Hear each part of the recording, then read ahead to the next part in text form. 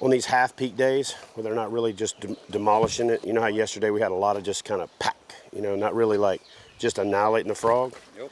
I like these weighted keel hooks with the screw lock in the front, and I put a bullet weight in front of it. I normally just use a straight hook like y'all, you know, like we've talked about in the past, because it comes off of there easier. But what's cool about this is you screw it on there, you don't tear the frog up nearly as bad. It puts the hook a little further back in the body. You come back between that. It's a 6/0, so it's right there between the back legs. You just barely skin it, so it's set on hook. What's cool about this bullet weight is though, is it makes it bulge a little more, so it pushes it down in the water, right? But when they blow up and miss it, you just kill it, and that weight takes it to the bottom, and you hop it, and then they come back and hit it. But you'll almost never get them at just stopping a frog. It falls too slow and it moves away too fast because of the current. But this little trick right here is deadly, and it's a double whammy, because what's cool about that is when it hits the bottom, it's still standing up a little bit because that's keel weighted, so it looks a bit like a crawl. So just like any other time when that one fish follows it in, a lot of times even the one that was with it after it blew up, missed it, saw that thing hit the bottom, and it looks like a crawfish, and then they'll come up and annihilate it. I like it. Hey guys, Chad Hoover. We are back, and we're back on the river. So I'm here with the biggest half of Tea and Moving Waters right here, Mr. Nick Adams. We are joined again by Justin from Fish USA, and today we got Scott Butcher. Scott is with Snap Scott Photography. See what he did there? Kind of like a play on words with. Anyway, so Scott's going to be following us today to make us all look good in photography while at the same time trying to learn how to fish. So anyway, that's Scott, that's Justin, that's Nick. I'm Chad, those are the smallmouth, and we about to go get them.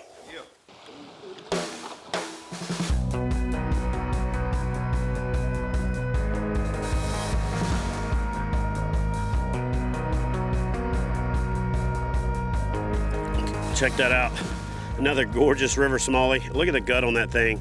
We're at the top of the feeding time, and half of them have crawfish pinchers sticking out their throat or hanging out their butt, and they're pretty much grinding it out. But they are blowing these horny toads out of the water. The topwater bite is freaking phenomenal. Let's get this guy back in the water and get him on down the river.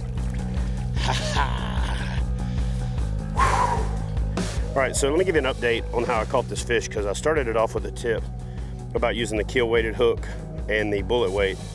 Problem was with the flow of the water, how shallow it was, how clear the water was, it just wasn't a good combination. So I dropped down to a 5/0 hook with the screw lock, and then stuck with that same bullet weight from Tungsten, and then that thing fits there towards the back. When you rig that up, it's got a nice little nose. That's the one thing you want to do, is you want to curve that nose up a little bit so that it doesn't take as much speed to get that toad up on the surface, especially when you're using a bullet weight. So I like to curve it up a little bit. That makes it search. It also makes his legs dig in and gurgle a little bit more. But that setup right there on the river, honestly, not just here in Tennessee, I've done in Virginia, in Georgia, in Florida, pretty much anywhere there's flowing water. Actually, this lure works in flat water as well, but anywhere there's flowing water, especially if it's agriculture around, because they're used to chasing field mice and things like that, that thing right there absolutely destroys them.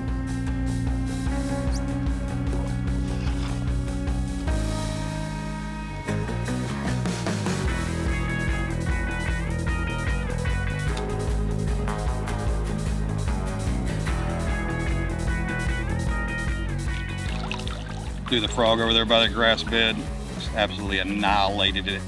Beautiful 4-pound smallmouth, 20+ inches. So awesome. There might be some prettier things on this planet, but you'd be hard pressed to find it, especially in the South. Oh, freaking, the only thing better than catching a river smallie is catching a river smallie on top water in water that deep. And we're just getting started. Yeah, that's what it's about right there. There's really not too much you can do wrong to be able to flip one of these boats. I mean, I'm 6 foot tall, and I can move around in these like it's nothing else. Forward, backward, you can walk up front, walk to the back. I mean, your usual your mindset in a kayak is you got to be sitting, you got to have your center of gravity low to the water. But this is day 2 in this boat. It's not even my boat. And I'm starting to figure out how easy it is really to move around in this, to manipulate the boat so that you can stand. You can move around it so that you can fish in different situations, and you don't have to be concerned whatsoever about falling out. Oh yeah, buddy. Look at this tank. Dude. Look at this tank, bro. Look at that thing. So consistently catching fish is about making adjustments, and honestly, I was getting fish that were blowing up on it pretty much before I could get it to the surface. So I decided to take the weight off, and I'll probably put the weight back on later this afternoon, but I'm just going straight frog, and they are flat blowing it up on the black horny toad. And it's just something about it on the river. They're not rigged right. Again, the way you rig this thing is you just screw it on there. I kind of pull away from it as I'm screwing it so it gets a good bite.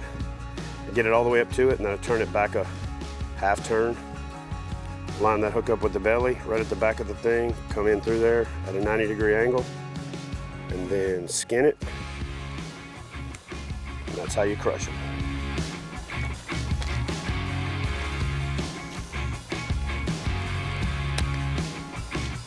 Oh, you had it for a second. That was quick. Oh! Wait on it. Oh, wait on it. Damn, man. Get back in there. Ah, that is so weird to wait.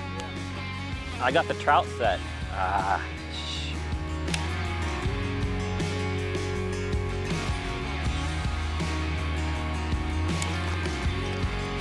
Oh, dude. Oh, dude.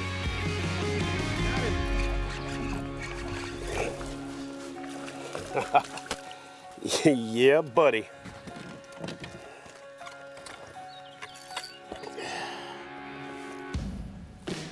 That fish jacked it as soon as it hit the water. Right there, baby. Fish on, double, double, double, double, double. We got the double. Did I mention we got a double? Like a double. Double. Double down. Hey, you know what we did? Nick, you know what we did? We doubled down on brown. Look at that. Yeah, another just super feisty smallmouth. Man, they're so mean. Thought this fish was about 5 pounds, but put up a crazy fight. Boom. That's how we do.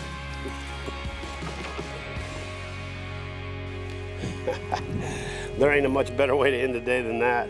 I was drifting by this little pocket, saw 2 rocks there, and there was a gap in there. Nick mentioned how much pressure this area had, so I said, well, I'm gonna throw right between those 2 rocks right there and get this toad.